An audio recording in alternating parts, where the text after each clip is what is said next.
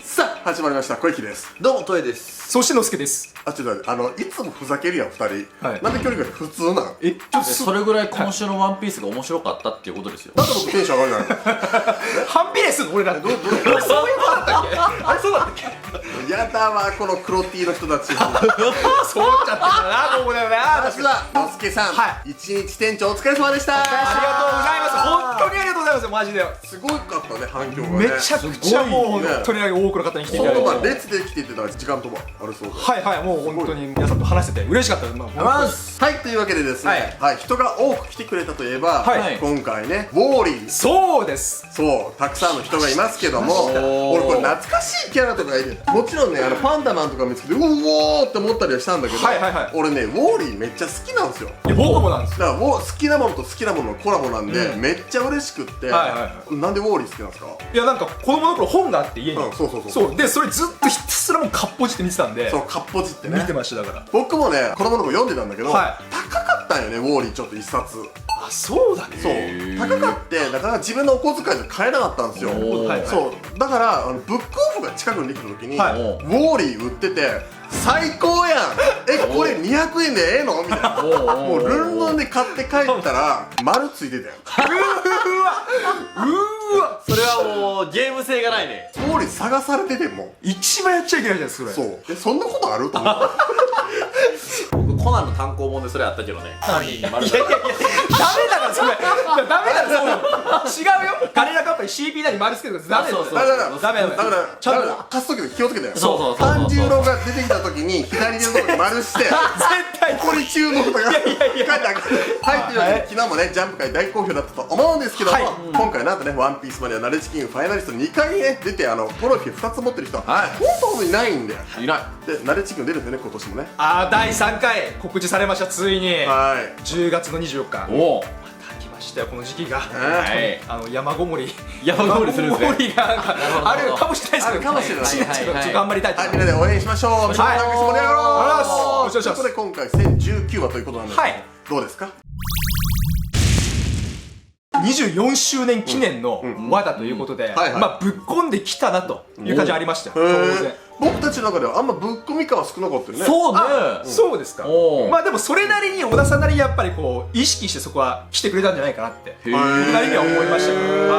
それではちょっと気になるところ言ってっていいですか？そう、僕まだねアナブのね昨日の回見てないんですよ。あ、なるほど。ちょっと楽しみなんですよね。ちょっとそこも含めて言っていきたいというふうに思っております。最後の2ページ「ドクロ牧場」ということで、まあ口を開けばカイドウはさ意味深発言するじゃないですか。やっぱり今回もあるわけですよ。苦労して手に入れたその悪魔の実ね、笑っちゃいますよね、毎回ちょっとめめしく言うのが僕ツボなんですよ。そうなんだよ。はっきりものを言わないよね、絶対に断言しないってところがまたこれカイドウらしいなと思ってて、手に入れた経緯とかってすごく気になるじゃないですか。気になる。多分ヤマトがこの悪魔の実を食べた時って幼少期だとは思うんですよ。そうですよ、多分ね。だとしたらもう20年以上前ってことはロジャーが処刑されるかされないかぐらいの時の可能性もあるなと思ったんですよ。ああ、なるほどなるほど。例えばロジャー海賊団にその前任者がいたとか、例えばですね、そういう話もあるのかなって。なるほどね。なんか伝説的な名を馳せた海賊の実がこのヤマトが食ってた実で、それをなんかカイドウひたすら狙ってて、こいつ死んだから行こうみたいな。確かにあったかもしんない。まずね、担当長に聞きますよ。これ何の実ですか？このフォルムを見た時に狐っぽいなってちょっと思ったんですよ。鼻の感じとか耳流してる感じとか。カイドウが清流なんで死生樹の流れで白虎だみたいな説あったじゃないですか。であれでその白い虎と書いて白虎っていう考えあったと思うんですけど、同じ白虎っていう読み方で白い狐って書くパターンもあるらしいんですよ。へえ、そうなんや。死生樹に死生樹じゃないんですけど、違うんや。別のそのなんか神話みたいな感じで白い狐って書いて白虎と読むらしいんですよ。だからもしかしたらそっちなのかなってなるほどちょっと思ったんですよね。白い狐と緑のタヌキ、あれは赤い狐なんやな。まるちゃんのところまでやらしたいよ。ちょっと武田鉄矢までやらしたいんですよ。そこが肝だったんですよね、本当。これだけです。みんなこういうことを期待してたんじゃない？多分違うと思う。違います。これ見リキちゃんじゃないですか。違います。はい、わかりました。はい。でだからその白虎カタリナデボンとかぶってんですよね、狐って言ったら。確かに変化しそうやもん。変化、そうそうそうそう。あっちもキュービーの狐やったもんね。だからこれ、はい、言ったら入れてくるんですけど、ああ、なるほど。条件反射なんで。気をつけますね。すいません、僕の方もすいません。はい。システムがそうなってる。はい。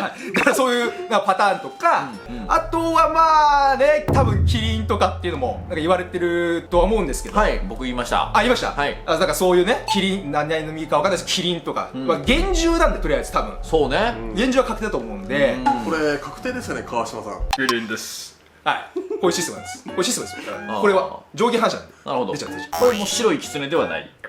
ではなかったです今。はい。大丈夫か今日。待って、これ俺らしか楽しくない可能性が非常に高い。これお二人はめっちゃ楽しまれてます。で、あとはそうだ。このカイドウとヤマトが対峙しているこの構図見たときに、ちょっと風神雷神っぽいなって思った。わかりますよ、なんか感じ、この。わかる。なるほどね。こうモワモワモワ。そうそうそうそう。これあるじゃないですか。これがヤマトが風神をイメージしてるのかなみたいな。カイドウってやっぱり雷鳴派遣の本家じゃないですか。で本家ね。だから雷神なのかなみたいな。そういう形。雷鳴本家ね。雷鳴本家。なんでそこも面白い。いいですいいです。はいはいはい。なんかそういう構図も一つあるのかなみたいなとことか。確かこれは雷鳴本家で確定ですかね、川島さん。キリンです。キリンだよね。はい。キリンなんですね。はい。そういうシステムなんでやっぱり。キリンいうシステムなんです。見たときにどう思いました？この獣型なのか人獣型なのかちょっとはっきりしないって思いませんでした？人獣型じゃない。思いました。うん。なんで僕これ疑問に思ったかって言ったら、人獣型の特徴って顔が上半分動物、下半分人のまんまってなってるんです、基本的には。人のまんまじゃないんだ。そうですそうです。で多分今回の佐々木とか見てもらっても分かりそうなんですけど、これほら人獣型の時は下がなんかこう分かれてるんですね、こうなんかちょっと線みたいな入って、多分ルッチとかもそうだと思うんですけど。そうだそうヤマトがないんですよね、その分かれ目みたいな。じゃあこれ獣型ってことなのかも。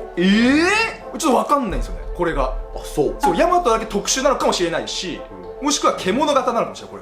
これミンクっぽいんだよな。やっぱそうっすかね。例えばじゃあこれ月とこうしてさらなる力覚醒するとかっていうのもあるのかもしれないですけどね。なるほどね。これなんかそうそう数論化した時のキャロットっぽいもんね。めっちゃわかります。確かに確かに。そうなんか髪の毛もこうブワーって流れてやってるし、肌が白かったら本当数論の状態みたいな。ありえますよね。なりますよね。これ尻尾生えてますよね。そうなんですよ。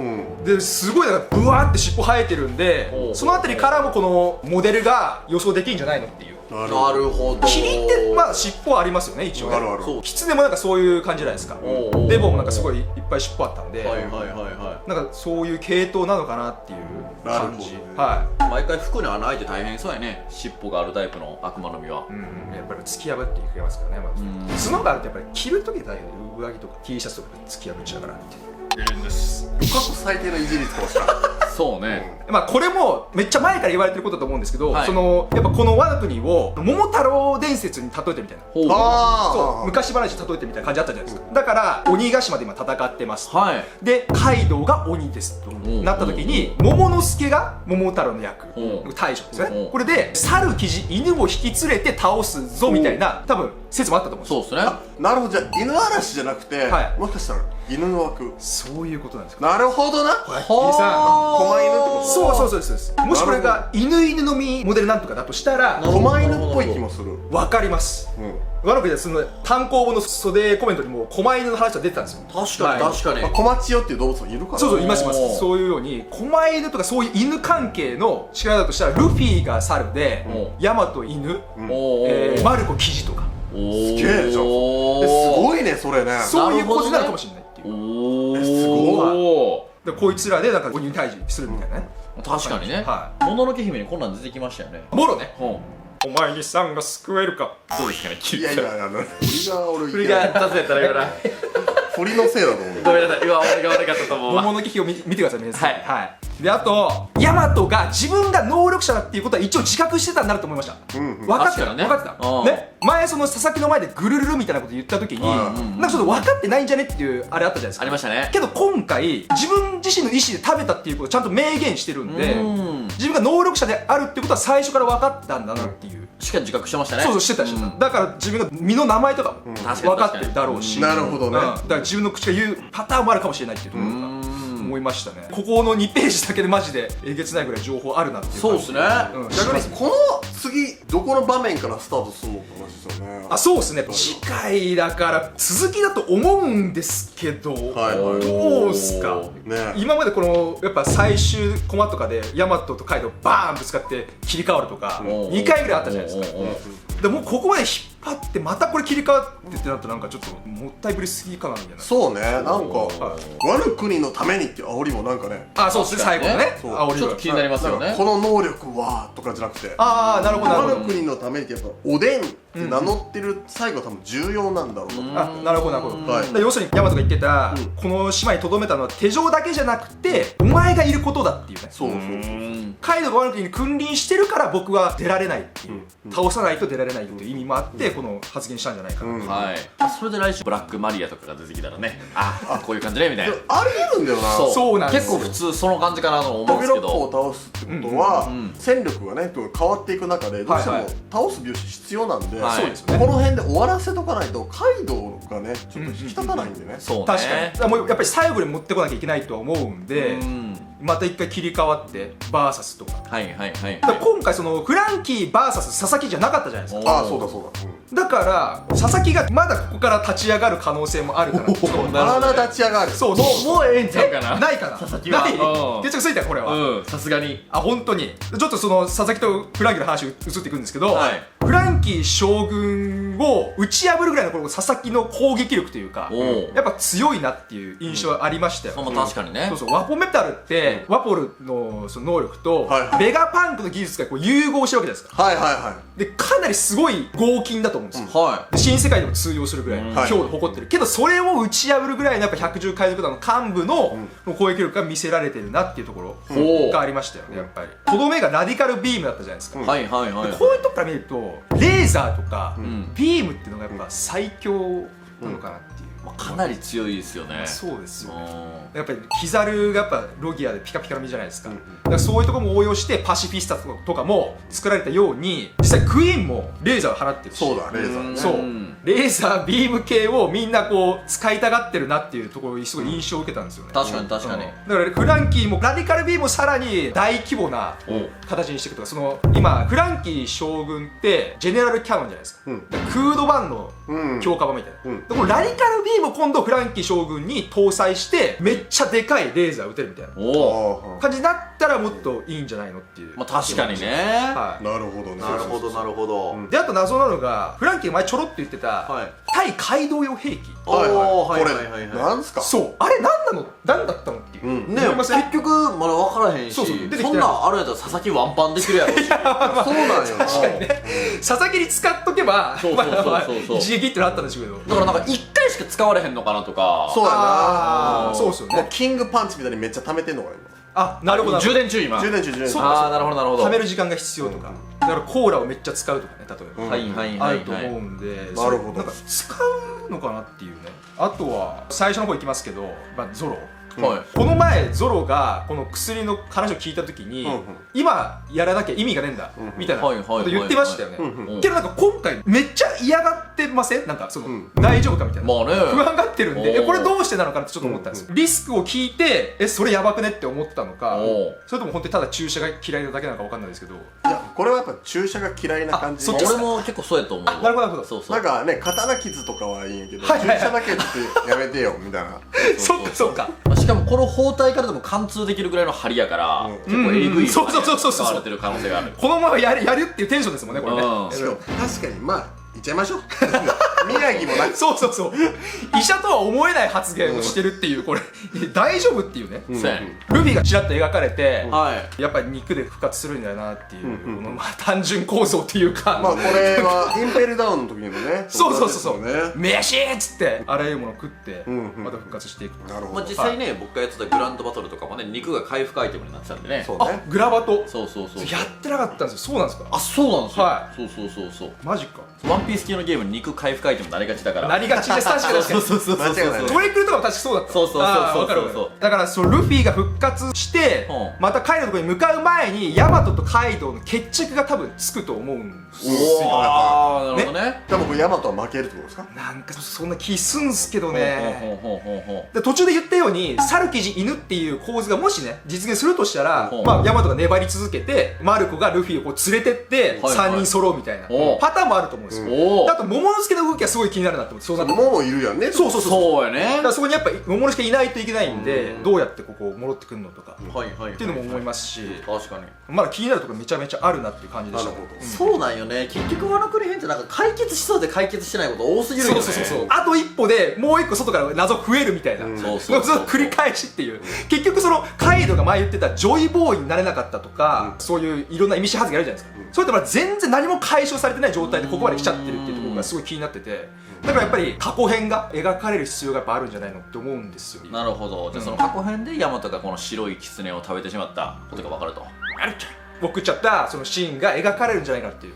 ちゃんとその3分待ってるシーン。一言で言ったら今回はもうもののけ姫会ですかね。悲しみと怒り、お前のさんが救えか。あの子を解き放て。あの子は人間だぞ。どうやって救うというのだ。獅子神のもとへ行こうっていうね。森を燃やさないで。あ、見てるちゃんと。いや見てへんじゃん俺も。ほんまね、適当なこと言ってる。そういう話誰もそうせいく誰もなかった。森燃やさへんの。そういう話。違う。あ、違う。そういう次元の話じゃない。あ、そうだよ。あ、そう。もっと壮大な話。ということで皆様今日もありがとうございます。本当に最後まで見てくれた方はありがとうございました。ありがとうございます。いらっしゃいますかね、最後まで見てくれて。大丈夫ですか？はい。では、今日ものすけ海鮮丼さんに来ていただきましてありがとうございました。アナザーブルーもチャンネル登録していってくださいね。お願いします。登録お願いします。おめでとうございます。バイ。もののけ世代。いや、グラバト世代なんやけどな、どっちかっていうと。もののけ世代だよ。違う。グラバト世代でしょ、どう考えても僕らは。小屋ちゃんクルーがこの夏アゲアゲ、楽しみいっぱい躍動感。クルーのみんなでもっと盛り上げて Twitter、LINE ライブ公式 LINE もやってるよ。フォローしてね。お風呂の前は小ヤッキーチャンネル。